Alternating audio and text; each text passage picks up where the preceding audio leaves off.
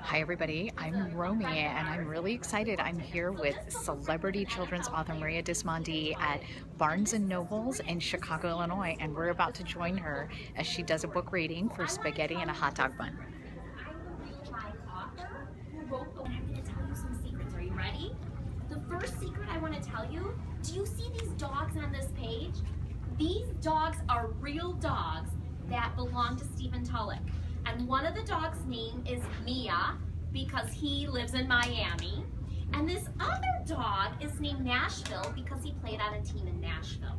So when you're a writer, one of the things you like to do is you like to add special things to your story. I have one more secret to show you. Are you ready? This is really fun. On this last page of the little linebacker story, there's a picture of Stephen Tulloch playing in a football game. His mom is in the background. And this is me right here, the author. I wrote this book with Stephen Tulloch, so we illustrated. The illustrator put a picture of my family, my husband and my 3 children in the story.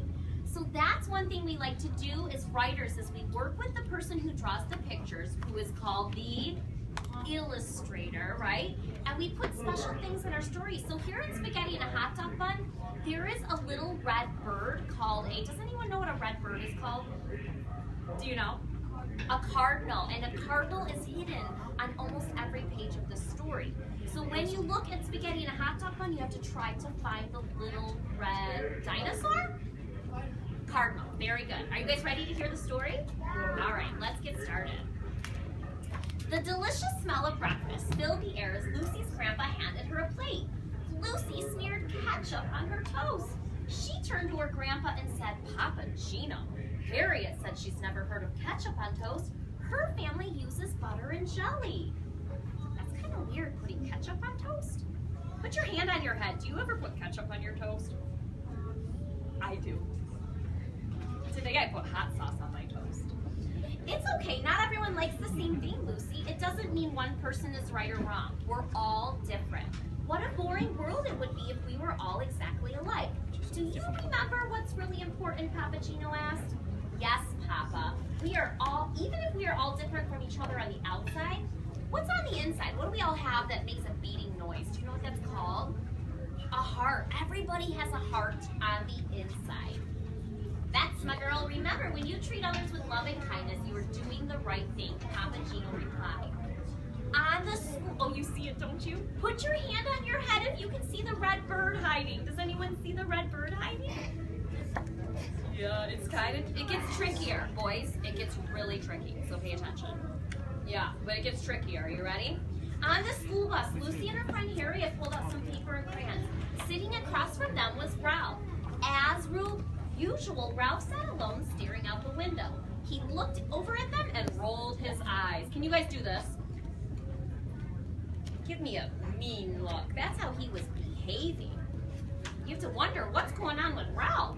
In the classroom, Lucy sat down near the teacher. Ralph carelessly hurried over and tripped on Lucy's foot. Before long, he was glaring at her. Ralph whispered, "Woof! I can't see the book with this poodle in front of me." Lucy could hear him giggling behind her. "Oh no, why did it have to be me?" she wondered. Can anyone find the cardinal on this page? Just raise your hand if you see it. Don't tell us the answer. It's so hard. It's so tricky. Oh, you found it, friend? Do you want to show us? Little friend up here, do you want to come to show me where the cardinal is? Do you point? Oh, that's okay. I like that you raised your hand. That means you're really brave for raising your hand. Kevin, do you want to show us? It doesn't. Perfect. That is really tricky. Did you guys see it? You did? Awesome. Okay. During lunch, Harriet shouted one of her silly jokes over the other children's voices. As the girls ate, their bellies shook with laughter. Can you laugh for me? That's when you laugh really hard, your belly kind of shakes with laughter. Across the table, Ralph hollered, "Yuck! That's the disgusting smell. Who ever heard of eating spaghetti in a hot dog bun?" Boys and girls, I need to tell you something. One of the things we do as good readers is we ask questions while we're reading. I'm wondering why Ralph is sitting all alone. You have to ask yourself a question. Why is he sitting all alone? Tony and the other children at the table turned away from Ralph, shaking their heads. Ralph continued, "Poor little Lucy with her hair so poofy. eyes and she began to On the way home, Lucy thought about what had happened. Maybe Ralph is mean to me because I'm different, and maybe being different is bad. I wish he would stop teasing me.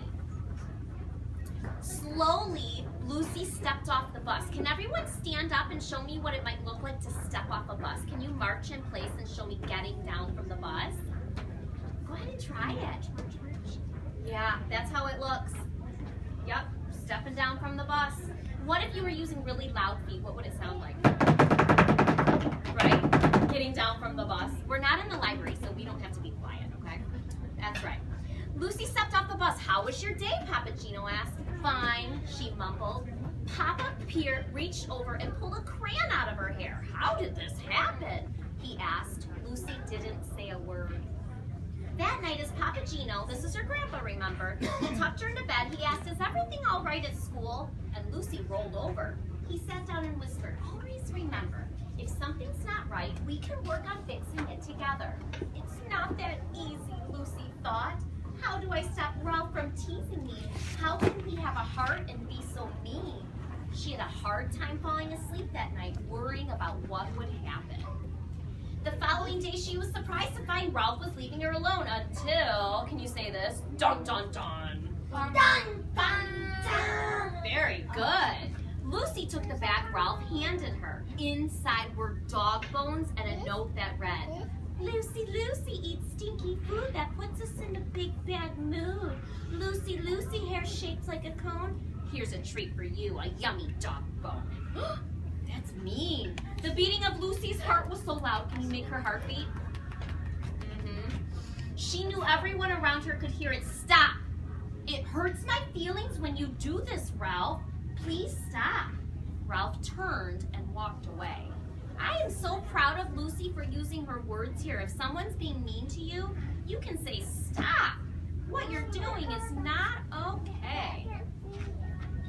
It was recess time and Lucy played all alone. She didn't want her teacher, she didn't want to tell her teacher about Ralph because she didn't want to be a tattletale. She wished Papa Gino was there to help. What should I do? She asked herself over and over.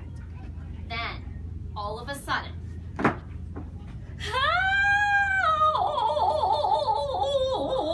cried a child off in the distance. Tony yelled, Ralph got himself stuck at the top of the monkey bars. It's the funniest thing I've ever seen. Uh-oh, Ralph? Is that so funny? Ralph is in danger. This is my chance.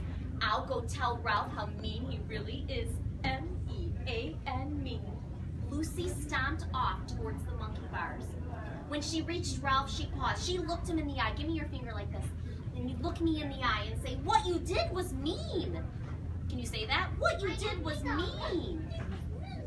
Standing before Ralph, she could remember what her Papa Gino told her. Ralph had a heart with feelings. And so what do you think she did next? Do you think she walked away and said, he's so mean, I'm not going to help him? No. What she did next, she did